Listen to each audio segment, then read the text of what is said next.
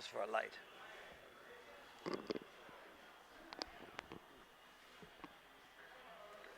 Thank you. Of the light? No, we'll wait.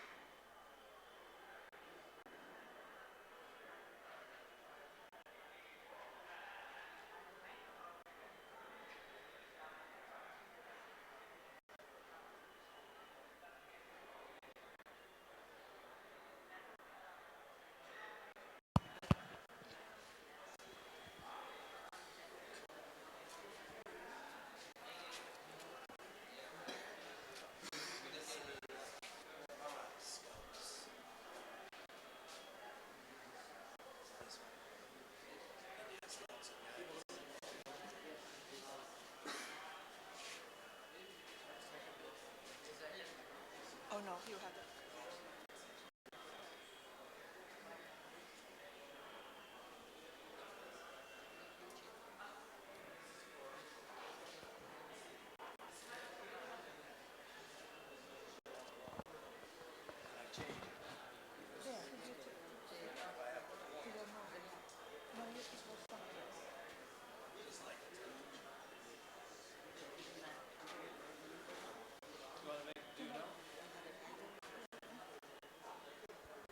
It is the place you're using in the program. I have a program.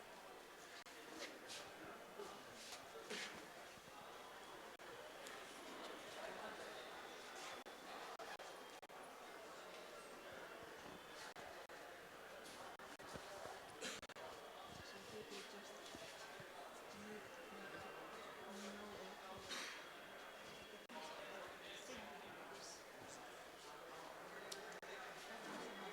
opposite Shiva temple. I will.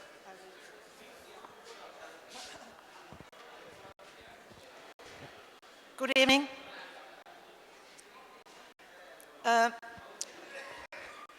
Just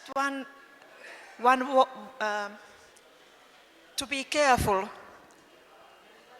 I have been informed and also once noticed that when people come from the door, there is a step down, and it's easy to get unbalanced. So just look your steps when you come down here. Tomorrow morning is the devotional meeting at 9:30 a.m. And that is mentioned in the program that it is at Paratasama's temple, opposite Shiva temple. As much as I have understood, it is behind this wall. And the entrance is on your right side there to go in. Are there any Varanasi people who know otherwise? It is right, okay. So those who go to the devotional meeting tomorrow morning, 9:30 a.m., go there a bit early, 5-10 minutes earlier, and walk that entrance to the back of this wall. Thank you. So go ahead and start. Have it on.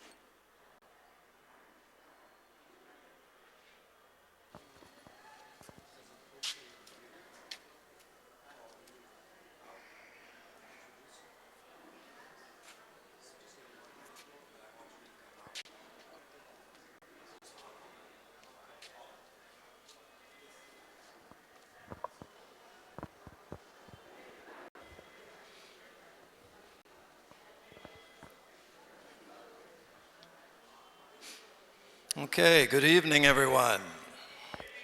On this very first evening of 2020, good evening.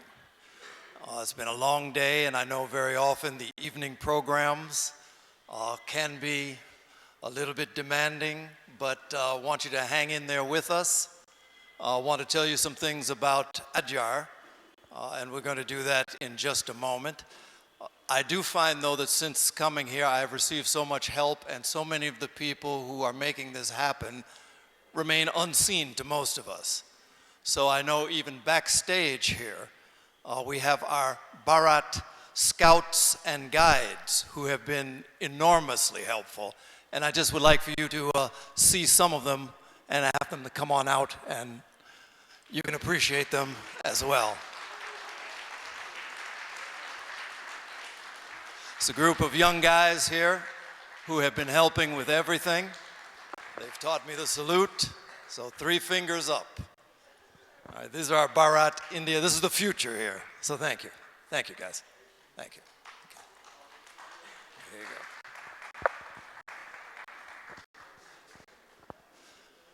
So I wanted to talk with you a little bit about an update about things that are going on at the international headquarters in Chennai, Adyar. So it's something where many of you are aware that Adyar is a very large campus. particularly to be in the middle of a city of 7 million people, such as Chennai, Adyar comprises about 260 acres of land, quite a bit of land, particularly to be in an urban area. And as you all know, first of all, let me ask, how many of you have not been to Adyar? Could you put your hands up? And again, I realize everybody here does not necessarily understand my accent or even speak my language, but okay, very few of you have not been to Adyar. So you're aware that in terms of the greenery associated with our campus, in the city of Chennai, the Adyar campus is regarded as one of the two lungs, like our lungs of the city. There is Adyar, and then there is the Gindi National Forest, both of which are within the city.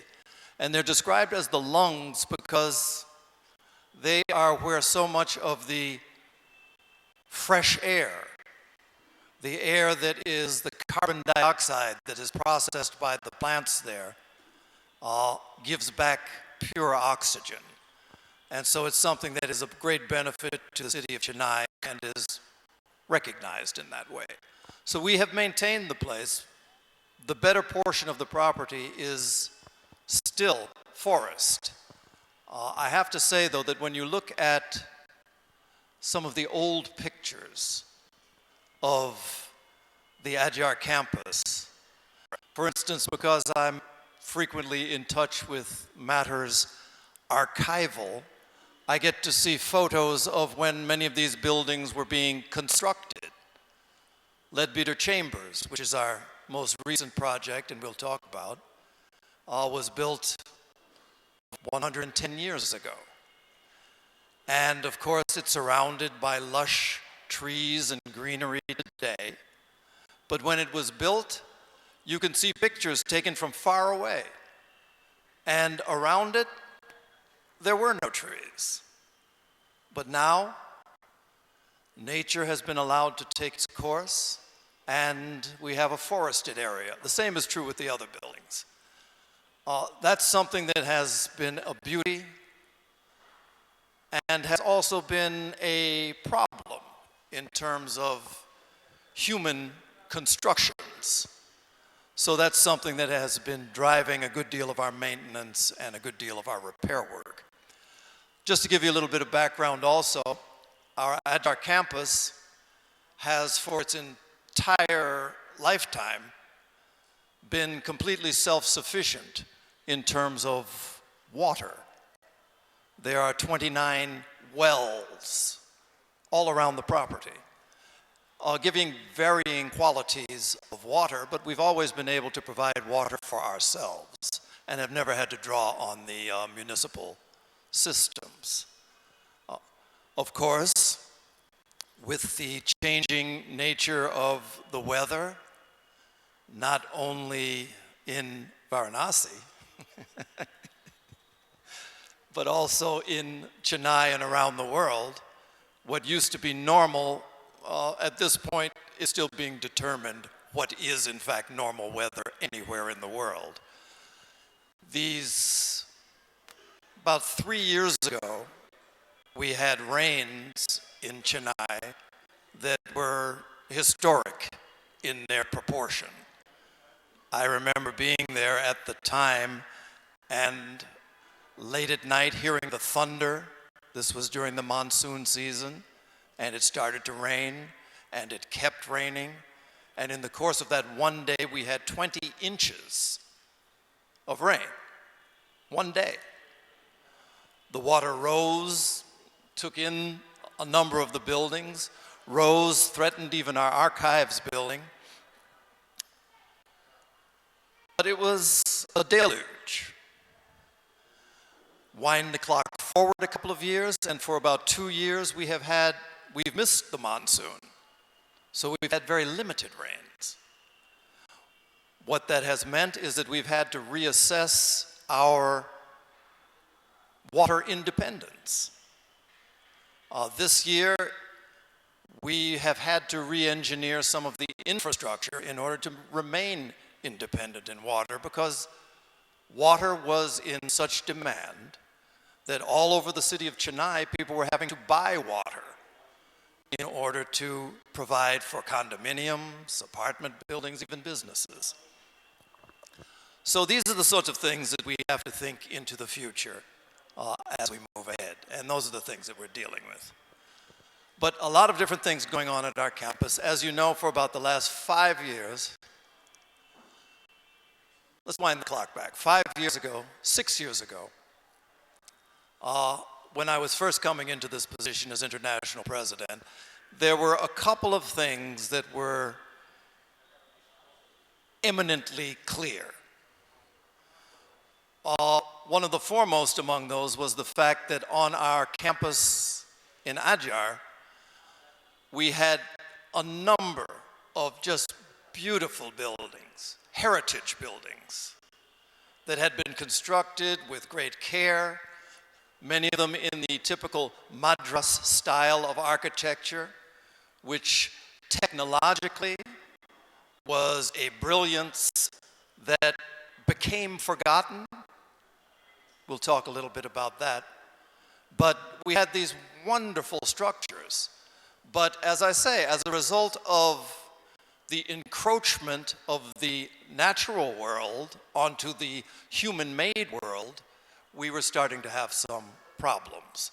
As theosophists, among many, there was the thought that nature, with its patterns, should remain undisturbed. And so that's a way of thinking that has certain predictable consequences. One of which is that the trees continue to grow, the buildings don't move away, but the trees get closer and closer, to the point that in some of the buildings, the trees were growing onto the buildings. And so we had to establish a certain different way of viewing it. One of which is that there's a wisdom in nature, and yes, nature is to be respected, but nature also is aware that those buildings were there before the trees were. And so in that sense, we communicate to the trees that there's a certain perimeter in which we all live together quite peacefully. And so a certain pruning process has been involved, and then there's been a great restoration to the buildings. But 6 years ago, when I was first coming to Adyar, I stopped at the Netherlands, the Theosophical Society in the Netherlands. And they have there the International Theosophical Center and a long history of deep involvement in the work of the Theosophical Society. While there, I was there for the first time. Actually, one of the revelations of becoming international president was that, in fact, I'm also head of the ITC in the Netherlands. That's something it would be nice if they told you before, but having heard it, you take on what comes with that. But while there, I had a chance to meet and talk with a gentleman I had never met before. His name is Michiel Haas. And we talked, and it took probably about 10 minutes to realize that we were very similarly linked in terms of a view to the needs in terms of maintenance and renovation at Adyar. The difference between my thinking and his is, in fact, that he is a highly trained environmental architect. I knew he was good at what he did, but it's only as we started to work together that I became aware. Michiel is a little bit too modest, this is one thing. So in a way, he was supposed to be here today to give this presentation. He couldn't come from the Netherlands this time. He's sorely missed. But I came to become more aware of his status in the architectural community when the King of the Netherlands, which that was also a revelation. I didn't even know there was a king in the Netherlands. But the king in the Netherlands knighted Michiel for the work that he had done in the field of environmentally sustainable architecture. So this is the point of view that has been brought to many of these projects that we are engaged in. What I'd like to do now is share with you a PowerPoint that will be an update on some of the projects that we have been involved with very recently. 5 years ago, we developed a plan for, everybody talks in terms of 5-year plans. So we said, okay, let's do a 5-year plan. And we did it. We identified specific buildings that were very important because of their usage and because of their historical nature that were going to be the targets of our initial renovation project. We started to try and work in that direction. We raised the money to do that.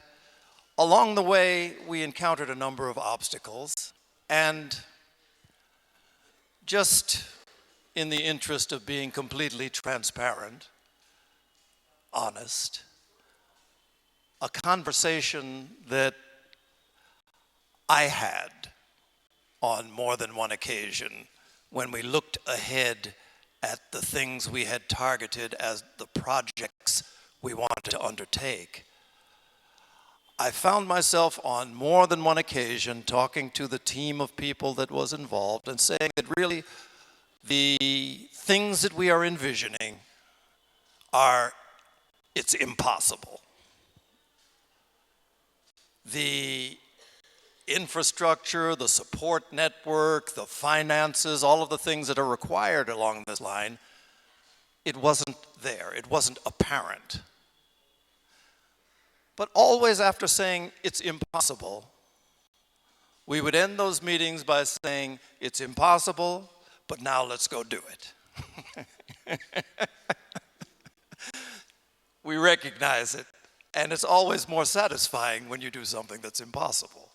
And plus, the beauty of it is, even if it didn't happen, everyone would recognize it was impossible to do. But at this point, what has happened is that we're about to close out that 5 years, and we will have completed every single one of those impossibilities at the close of this time. Additionally, there will be a number of other projects that we took on also that have been completed that were even unexpected. So what I'll be showing you this evening is just what the things are that are the most recent. And now, of course, I find myself in this position of asking for the next 5 years. What is it that will be at least equally, hopefully more impossible than the previous ones, so that we can again be quite satisfied with meeting and greeting impossibility. So if you could get the lights, we'll share what it is that we've done. And this is Michiel's PowerPoint program. Michiel, I have asked him, I think the title we came up with for him was Creative Consultant or something like that. Yeah, good lights. And so I always ask Michiel to just throw in something of his own that's completely outside of the box as some thoughts that he might have for the future. Often his thinking has gotten me in trouble because we have these meetings and people will see something like Michiel at one point was saying what we need to do, it would be very nice to have a cafe in the Blavatsky Bungalow. And then I got letters from around the world saying, what is this? The spirituality of Adyar is being violated, no cafe. It was just an idea. Ideas are only harmful if you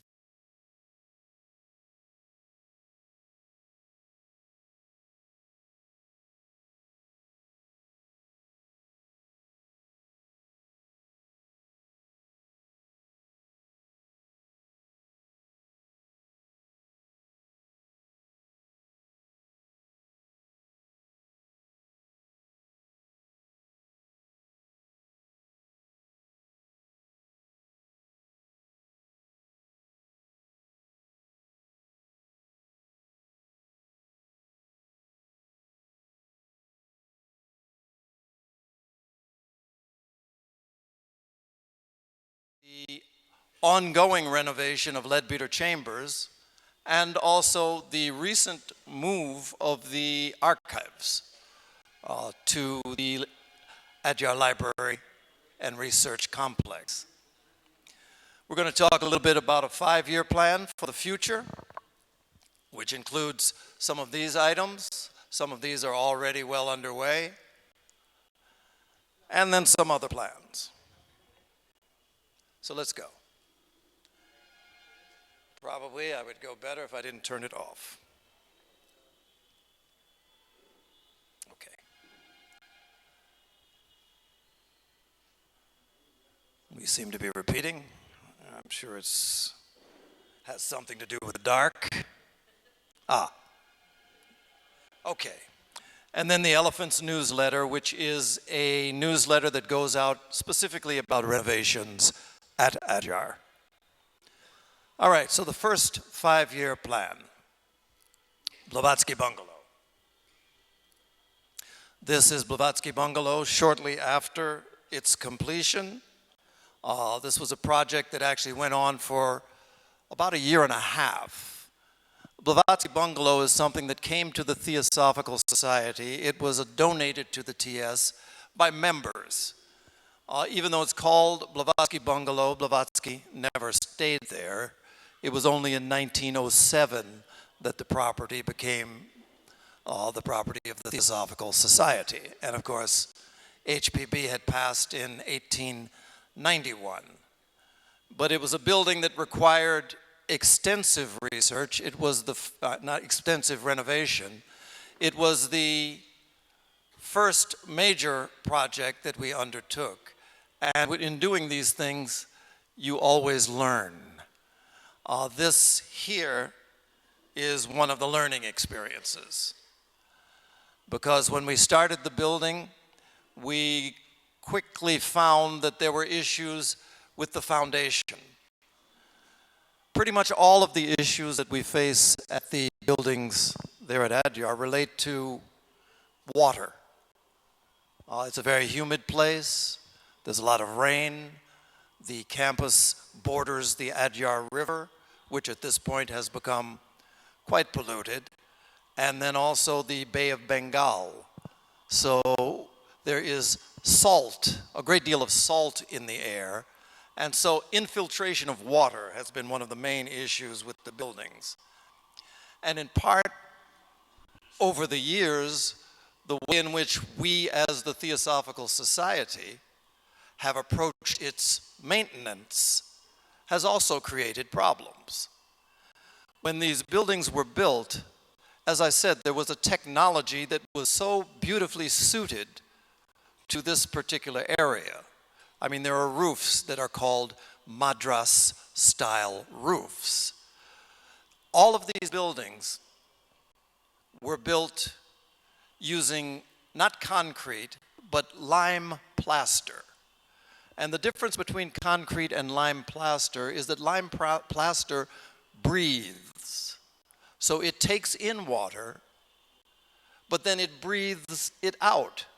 So the constant draw of water from the ground, from the roofs, actually became utilized as a method of cooling inside of these buildings. There was a constant respiration that went on. Over the years, as new and improved technologies became available, we adopted them. And so where there were repairs needed to the lime plaster, we put in the wonder material of concrete. Looks the same, a little bit more permanent. Why not? Well, over the years, all the many patches that we did with concrete actually interrupted the flow of the water. So whereas before water was being taken up, being breathed out, cooling the people in the buildings, now it was stopped. And it pooled in different areas of the building and degraded it. So every bit of concrete had to be removed.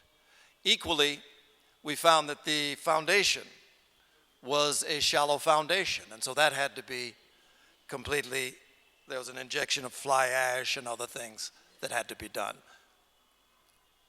This is an example of where the concrete had to be removed.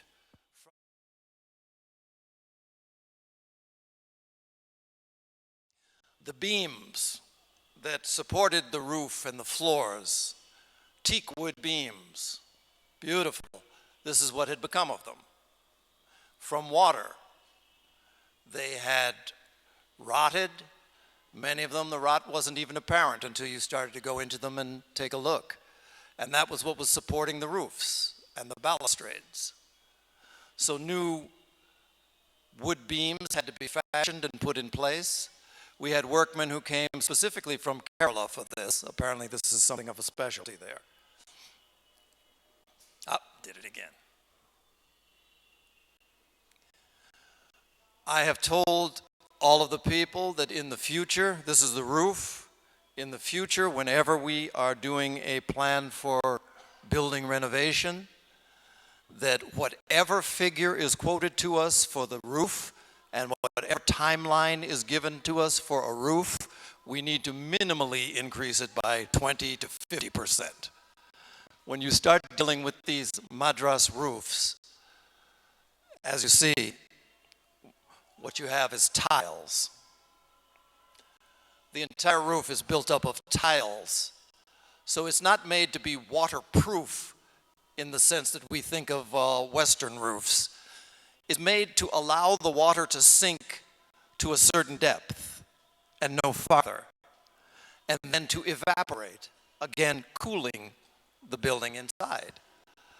Again, our technologies, we put in concrete, we put on tar sheets, degraded everything. So entire roofs had to be taken out and then replaced. But now it's back with these beautiful madras tiles, just like this. So that was the process. And here's what we got out of it. Beautifully restored building. In fact, there is absolutely no doubt the building as we have it now is in far superior condition to its 1907 condition. Beautifully restored place, completely in use for programs such as the School of the Wisdom. Leadbeater Chambers was the next big building that we were going to undertake. That's in process now. Leadbeater Chambers, as many of you know, particularly for those who come from abroad. Annie Besant constructed this building with it in mind that it would be the place where people coming from abroad would come to stay, to study, to attend conventions. It is, in its previous condition, it was 30 rooms, large rooms, front to back. And it was the very first building of its type to be built in all of southern India. This is a concrete and reinforced concrete building, so concrete and steel. So all of these pillars that support the building have steel inside, and then they're covered with concrete. This was a new form of construction in 1910 for southern India. Beautiful building, but 110 years later, we encountered certain problems. So we decided at this point to redo, and redo with more of a mind toward the needs of today. So in place of the very large rooms such as this, where as many as 8, maybe even 10 people would share a room with one bathroom, we're dividing it into 2 rooms. So each of these rooms, whereas before it was one, will have a separate bath, separate kitchenette area, where people can come and have not so much a private room, because they can open if you want to, that's possible. But this is the new redesign. And this is the new floor plan. So that's in progress as we speak. This is a closer view of what the room would look like, its dimensions.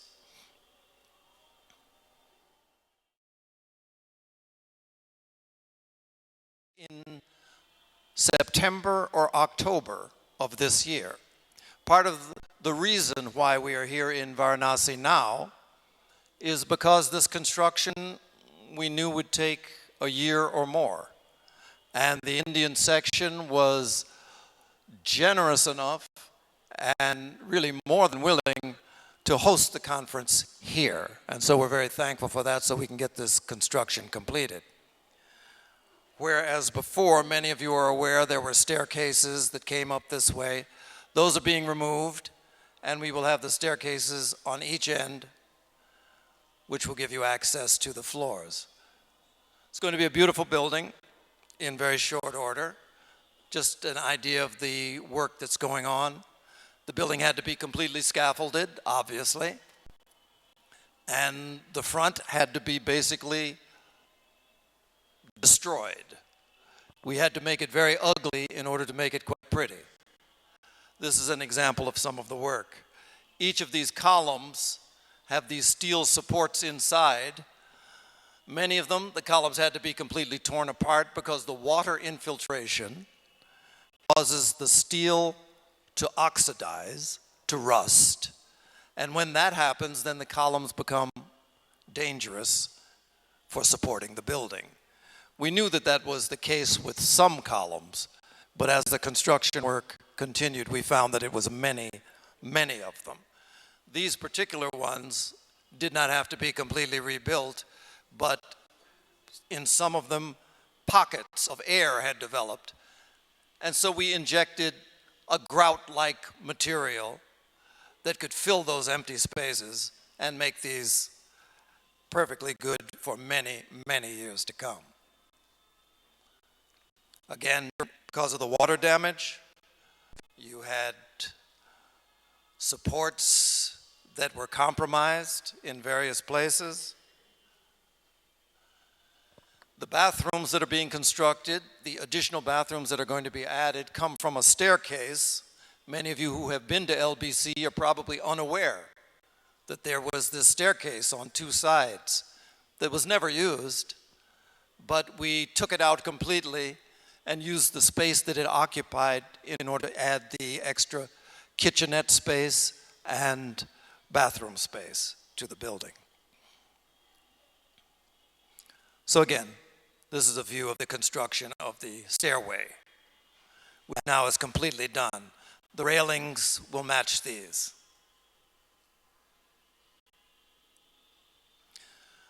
Just a view of some of the materials that have been required.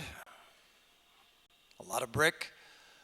One of the things that we did in dividing the rooms was to use the space in between.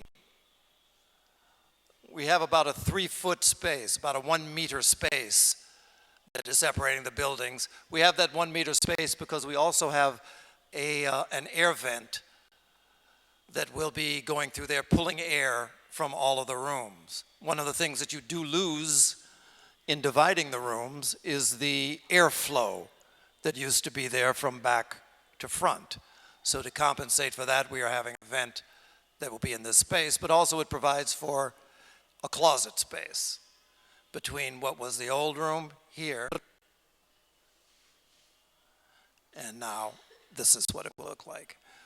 It doesn't show here, but on this side of the wall, there will be a space for a desk. So you get a little idea of what it will look like. This same closet will be on both sides, so this will be here, and then on the other side of the wall, the same thing. This is the roof, and again, it was no surprise when we found that we had to do much more work to the roof than we had anticipated. This is the idea of the tile work that was on the roof, layer after layer after layer of tile, which had become compromised. This is what it will look like when we're through. We're obviously going to replace the roof, but we are also going to be installing solar panels for the electrical needs, not only of Leadbeater Chambers, but of many of the surrounding buildings on the campus. There will also be solar hot water. As all of you who have been there know, we used to have a very Spartan sort of approach to things, so cold water was the norm. I think it made us hardier Theosophists, but now, unfortunately, you will all be spoiled because there will be hot water in every room. Also, the top floor, for the present, we're going to have air conditioning on the top floor, which is the hottest floor. We'll see how that goes ahead, and then there's also the possibility for the same thing on every floor. So that's Leadbeater Chambers. And it wouldn't be McKeel's presentation if he didn't mention their sponsors are still welcome. And there's a big heart showing that you will be loved even more. So to sponsor one room, 5,000 US dollars, 3.5 lakh, 4.5 euro, and then it's one room, and we are going to commemorate the rooms to the donors of such type.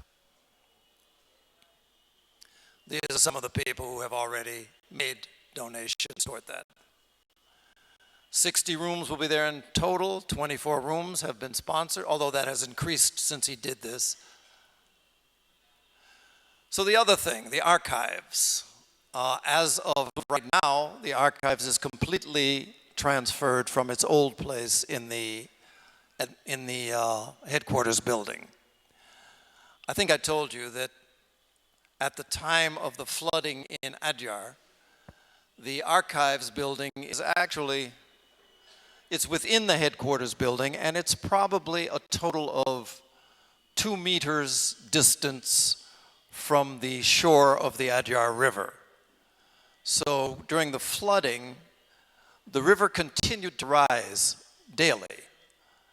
And the river rose up the side of this building. Fortunately, there are several steps going up, but it rose to the point that we became concerned that if it rose any farther, it was going to flood the archives room. What that would mean is that anything at a lower level in that room, or any of the items at all that could be damaged by extreme humidity, would be affected.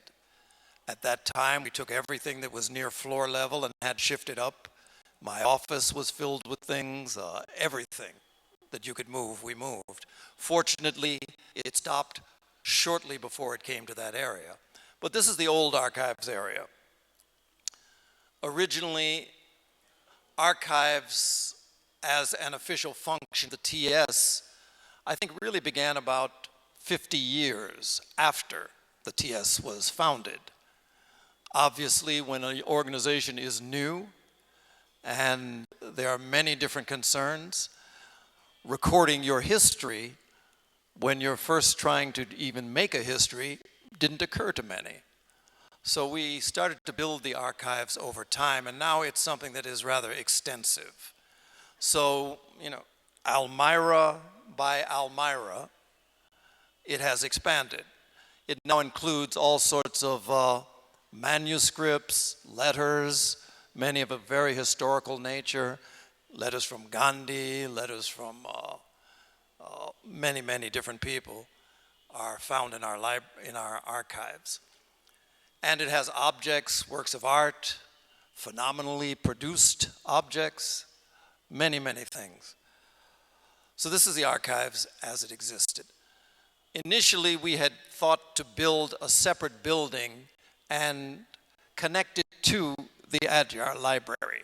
Always we were going to connect it to the Adyar Library Center to make it a full research center, not just a library, not just the 45,000 palm leaf manuscripts that this unique library resource houses, but also the archives. As it is now, we have people from all around the world consulting our archives. And every year in countries that you wouldn't even imagine, books are coming out related to the Theosophical Society's impact on the history of movements as diverse as social reform, arts. All of you who have seen the Thought Forms exhibit, if you have not seen it, I would encourage you to go and see it, because those images that you will see hanging on the wall right across behind us are powerful in the sense that a great deal of what has become the modern art movement was really spawned through those images and that work. But many of these things of that sort we have in our archives. So after we decided that a separate building was not required because we had a very large space that had been utilized for storage, which was here, within the Adyar Library, those of you who have been there will know that you come in the front, and if you walk straight through, there's a beautiful lily pond here. And then over here was a neglected area that was used really just for storage. We've claimed that area for the archives, and we completely redeveloped it. Now it's something that is, it is air-conditioned, it is humidified, it is protected from ultraviolet rays, and so our archives has moved there. Again, this is some of the images of the previous archives. The work that went on in the space that was designated for the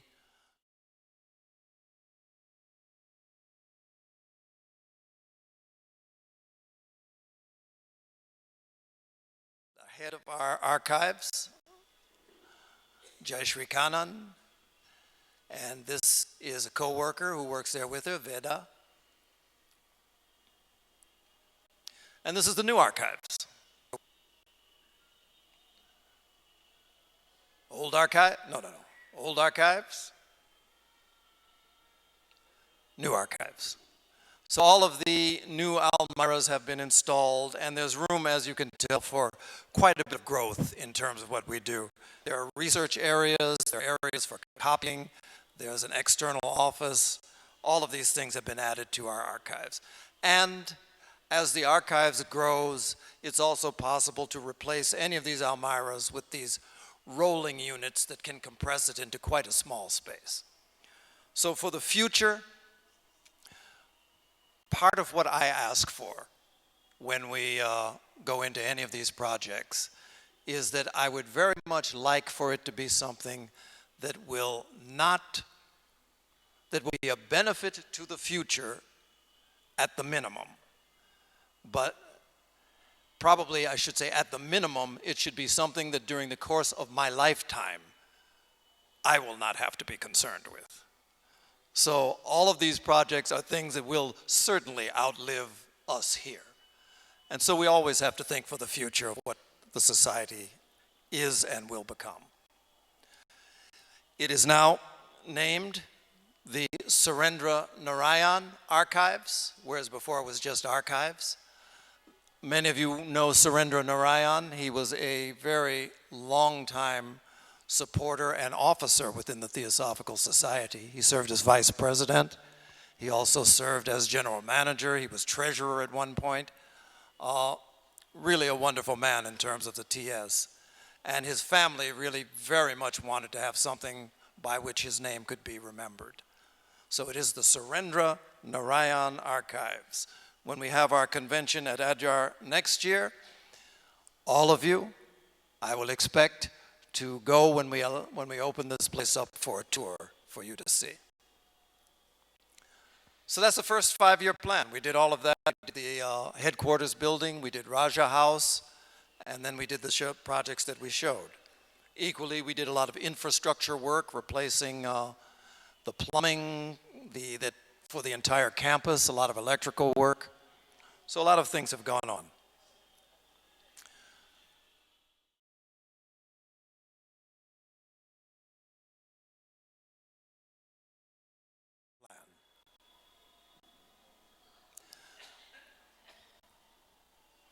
So there are a number of things we have in mind for this.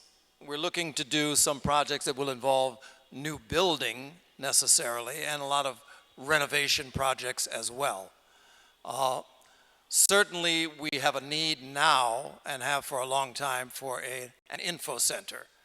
It wouldn't be McKeel if he didn't add the aspect of a vegan cafe and restaurant. So an info center, because so many people every single day come to our campus, and they get a chance to walk through, they get a chance to see, but really we need to do more to make it possible for some people who come to appreciate the nature of the place they're coming to. There is a great deal of history that is there, and also the Theosophical movement itself, to acquaint people with that. So that's something we're in the process of working with right now.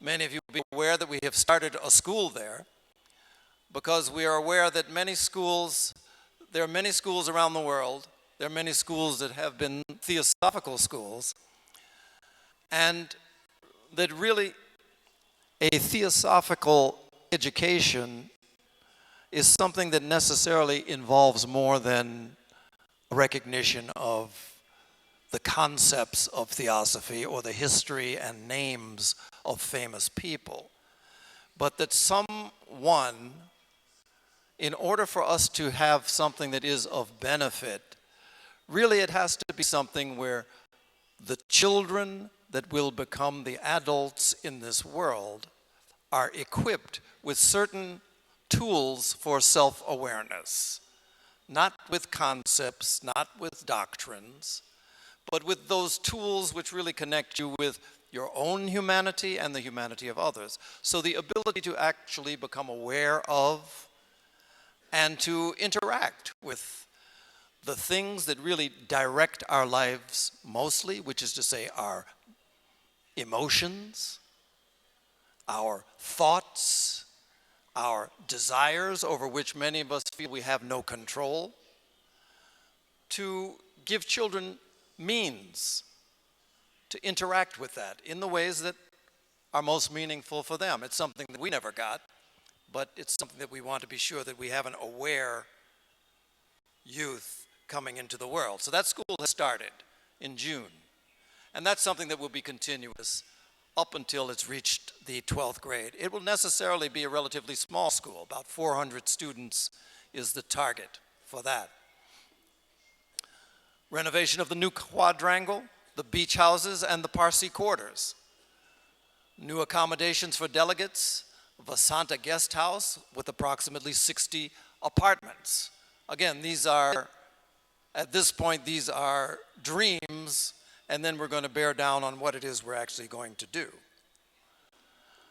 Better connection between Blavatsky, which is to say the side where the school and the TPH is, and the Besson Garden. And then we have definitely going to continue on deferred maintenance of buildings and infrastructure. That's ongoing. So new info center. There are two gates to the building, as you know. One is called the main gate, which is over, this way. Where are we? Well, anyway, the main gate is over here. The south gate is along Besant Avenue, and actually probably more people come through the south gate than what we call the main gate. And so we're looking to put our info center near that gate. So as people come in, they would be able to get some sort of bearing on Theosophical Society and the place. This just gives you some perspective about where these things are. The library, and by the library will be right here is where the new archives is. This is where the info center is, the school, Vasanta. So this is a vision of what the info center might look like. Cafe sort of space, place to sit down and think and have exchanges of conversation, exhibition, reception. Probably with this model, we would think in terms of shifting the bookstore from where it is now to here.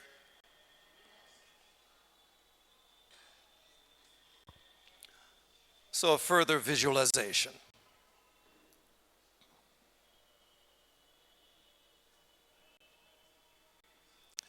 The Adyar Theosophical Academy, which is the new school, which has just started this year, went into the space where the Theosophical Publishing House used to be. Many of you remember, as you know, it was just across the road from the main body of the Theosophical Society. And it was something that had been very, very active for many years. It still is, but with the changes in the publishing industry, certainly the level of staffing and storage and things that had been involved in the publishing business are no longer required. So this building was something that was severely underutilized. And so we decided that if we were going to start a school somewhere, we would put it in this formidable building and repurpose it for the school. We moved the Theosophical publishing house to the Vasanta Press area, and it functions there quite well. Now it looks like this. So from this to this. It's beautiful. The space inside has been done in a very wonderful way so that it's very suitable for classes. Open space. So this is just for the first grades now. I think it goes up to second grade at the moment. There's a wonderful sort of amphitheater space that is out in the back. A lot of it is designed, part of the educational concept is that nature is a great teacher, if not the greatest teacher. And so all of the campus here is open to the natural world. The banyan tree is right behind it. And so it's something where the children have interaction with the natural world every single day that they go to school. So they don't become disconnected in the way that most people living in cities do. This is a view of the inside of the new school. But as I said, the school, it's going to be more than just the first two grades, so we're going to have to, over the next few years, add on to the existing space that's there. So this is the space now that it encompasses. So an additional space is contemplated to be built here. That's something that will be happening this year. New Quadrangle. Part of the thing that we have at the Theosophical Society's campus is we have Leadbeater Chambers. And Leadbeater Chambers has always been, it was even Annie Besant's intent that for people who come from abroad, that's the place they need to stay. So in a sense, we have always had not a two-tier concept of accommodations, but accommodations that were different in nature. I would like to very much blur or remove any sort of line that would say there are Indian and then there are Western accommodations. So one of the projects that we're going to be undertaking in the very near future is a renovation work to New Quadrangle. This is it as it exists now. Beautiful building, but not perhaps, but in need of renovation. So this is how it's envisioned. So one of the things that will be added, of course, the room design will be shifted internally. We'll be putting the closets in. But we're also thinking we'll be putting men's and women's washrooms, new ones in this largely unutilized courtway. And then upgrading the rooms as well. The beach houses, which many of you are probably not even aware of the beach houses, but they are the farthest stretch away from the main campus. They're all the way out right at the beach of the Bay of Bengal. And so you see here, this is the road that leads all the way back. If you kept going like that, you would be at the entrance to the Theosophical Society, the main entrance. Library and archives, you see. But way over here, at the edge of the property, there are these 6 really quite lovely houses, but because they're so far removed, they have been places that have not really been desirable for many people to live. It's secluded, but at the same time, it's something where it borders on, another community that is here. So what we're going to do is we're going to upgrade those beach houses and make them more than sufficient. We're going to make them quite desirable as housing.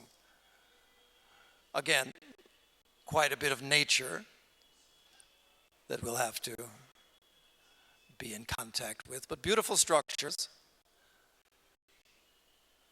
Parsi quarters. Many of you will know that most recently the Parsi quarters, up until Radha Burnier's passing, this was her home. The building since that time has been unoccupied. I don't know if you're aware, but on the campus at the Theosophical Society, when I got there, there had been an inventory done of buildings, or supposedly there had been an inventory, and we had about 86 buildings of various types on the campus, not all of them residences. When McKeel came, he, and at that time, Helma, his wife, came with him, and they did a renewed inventory to find that we have over 110 buildings on the property. Many of them are structures that were built for a purpose at the time. As our function changed, they were no longer needed. So many of the buildings, nature would do us a favor to reclaim them. So that's okay. Some of the buildings are residences. We have about 100 people living on the campus. But we have a number of buildings that are not used. And it's a funny thing about how these buildings work. You can renovate a building, but if nobody lives in that building, what you find is that it will very quickly deteriorate. So in the absence of a suitable purpose for the renovation, we have decided just to hold for a while. But this is such a beautiful building. What we're contemplating doing is taking Parsi quarters. Obviously this building was named, it was built out of respect to Parsi religion. So you see some of the symbols. Inside, it's a beautiful building. So this is just a very rough sketch of an idea for this place that actually we can make it into 4 separate units. So really small apartment units. And this could be something for people who are coming for a more extended stay. People who would want to come and would need kitchen facilities of their own. People who would need a space that is perhaps air-conditioned, acclimatized in that way. So we'll develop it in that way so that people will have that level of thought where I can come for an extended stay. I can stay there for a year, for 2, for 6 months. And this would be a very good place for that. Vasanta Guest House. Right now, the Vasanta Press is where all of the publications of the Theosophical Society used to be printed. We still print a lot of them. Again, this dates back to the time when publication was an exceedingly labor-intensive activity. There were more than 100 people staffing this place when it was built for the production of books, magazines, pamphlets. Obviously, as digital means have become the way of the present, all of the need for the very large presses has evaporated. And so back maybe 30 years ago, 20 to 30 years ago, the staffing of 100 went very quickly down to maybe 20 people. And it's gone to less than that now because a lot of it we outsource. So this is a space that is a beautiful space. Again, the Theosophical Publishing House is operating out of a portion of it. So the idea is that perhaps this could become a place where you could have guest houses. This, I have to say, is one of McKeel's pet projects. I told him I was going to do my best to reflect his enthusiasm, but I will leave it for you to make your own decision. Tunnel project. Now the idea is this, that basically we have 2 sides to the campus with Besant Avenue running in between. Back when the Theosophical Society was the only thing going on that side of the Adyar River, Besant Avenue did not divide the property. Now it does. So we have the issue of, in communicating physically and going between one place and the other, we need to continually cross that busy byway. So a solution to that, build a tunnel. So right near the south gate, where the information center is, where ATA is, McKeel has the concept, and he's looked into how it can be done, build a tunnel underneath. This is to show just how happy you will be going through that tunnel. So imagine yourself leaping like that, and also imagine yourself becoming so young just by stepping into a tunnel. But this is the concept, and these are things that are very commonly and easily done now. Basically, you uncover the road one day, set this in, cover the road back, and this is what you have, a psychedelic tunnel. So anyway, that's a thought. Again, I always encourage McKeel and the people who are working on the project to think outside of the box. This is one of those thoughts. This is one that is not outside of the box. But we're trying to go toward with the installation of solar panels, for instance, at Leadbeater Chambers. You have a situation where there is a certain obvious need in the world, that energy consumption is extreme and it cannot be continued at the pace at which we are choosing to continue for our comforts. And yet at the same time, people are not willing to sacrifice their comforts in order to remain energy consistent. So electricity is one thing, but then also, what about all of the waste that we pour back into the various systems of the world? So the idea here is that there are technologies. And again, when we think of technology, we always seem to think that it's some newly invented device. What this technology involves is plants and field to clean the waste. And it's not just a visionary idea. It is visionary, but it's something that's completely operative in places around the world now. It's called a hilophyte filter.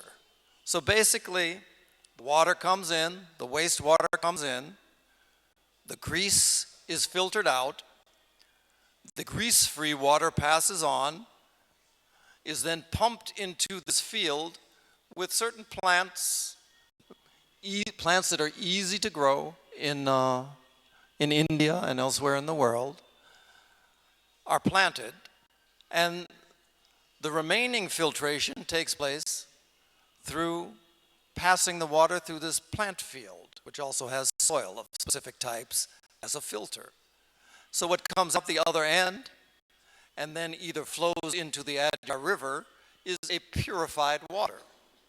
We can also utilize that water for other purposes within the building, for bathing or perhaps even for watering plants. So this is something that we're looking into now, so that for the finished product at Leadbeater Chambers, this will be the way that the wastewater is dealt with. This is an example of just such a field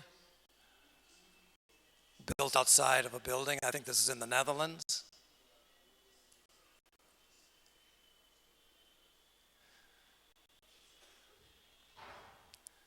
So this is the end result. I mean, obviously, when you're talking about a campus such as ours, there is no end. It will always be a work in progress. But ideally, we would be able to reach a point where the estate is fully renovated. I do have to say, 6 years ago, on first coming to the campus and looking at things that were in need there, one of the needs was that where our residents and workers and volunteers were staying, there was not a house to be found where when it rained, you had to bring out buckets in those very familiar spots where the water would drip through. And that was in everyone's home. To my mind, again, I have the problem of a certain way of seeing things. But to my mind, that's not a maintenance issue. Obviously, there's maintenance that's required. The fact that conditions were as they were, and you had a capacity to do better than that, which we do, that's not a maintenance issue. That's an issue related to our own minds, and it's something that, to me, is not in keeping with a theosophical approach. So that was one of the first things that we addressed. Before we do major renovation on the campus, people will not be rained on. That's pretty simple. So no deferred maintenance is the idea. We're doing all of this renovation. We're not doing the renovation to have it destroyed by our own inaction. So a self-supporting estate. So zero carbon footprint is another of our goals.